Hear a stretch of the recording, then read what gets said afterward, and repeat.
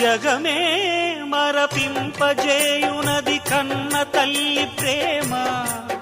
శిశువైనా పశువైనా తన తల్లి ఒడికై పరుగులు తీయునులే.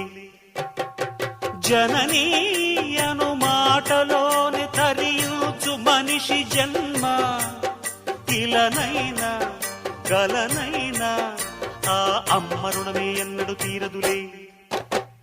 ప్రాణం నా ధ్యానం మా అమ్మ కోసమని, ఉన్న బ్రతికున్న మా అమ్మే లోకమని.